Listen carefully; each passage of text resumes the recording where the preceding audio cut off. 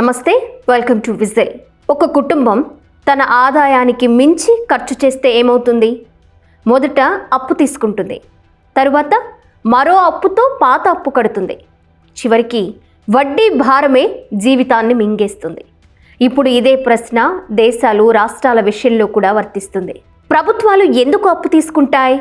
రోడ్లు నిర్మించడానికి, ఆసుపత్రులు, పాఠశాలలు నిర్మించడానికి, పరిశ్రమలు తీసుకురావడానికి.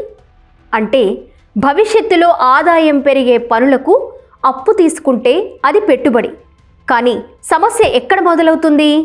ఆ అప్పులు అభివృద్ధికి కాకుండా కేవలం రోజువారీ ఖర్చులకు, ఉచిత పథకాలకు, రాజకీయ లాభాలకు వెళ్తే అప్పుడు అప్పు భవిష్యత్తును నిర్మించదు, భవిష్యత్తును తింటుంది. ప్రభుత్వం అప్పు తీసుకుంటే ఎవరు కడతారు?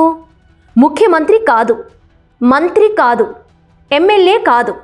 ప్రభుత్వం అనే పేరుతో తీసుకున్న ప్రతి రూపాయి అప్పును చివరికి ప్రజలే చెల్లిస్తారు.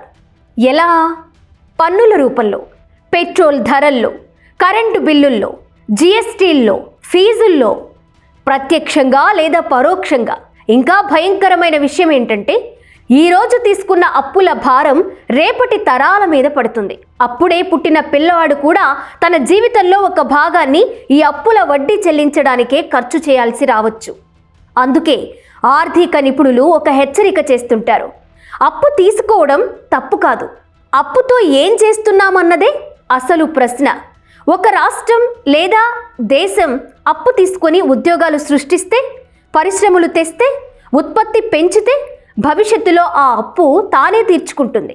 కానీ రాజకీయ ప్రయోజనాల కోసం తీసుకున్న అప్పు మాత్రం వడ్డీతో కలిసి తరాల భవిష్యత్తును తినేస్తుంది. అందుకే ప్రజాస్వామ్యంలో అడగాల్సిన ప్రశ్న ఎంత అప్పు తీసుకున్నారు కాదు, ఆ అప్పుతో ఏం నిర్మించారు? రేపటి సంపదనా లేక రేపటి సమస్యనా? ఎందుకంటే ప్రభుత్వాలు మారిపోతాయి, నాయకులు మారిపోతారు, కానీ అప్పుల బిల్లు మాత్రం చివరికి ప్రజల ఇంటికే వస్తుంది.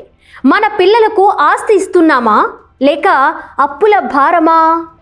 అదే ఈ తరం ముందున్న అసలు ప్రశ్న.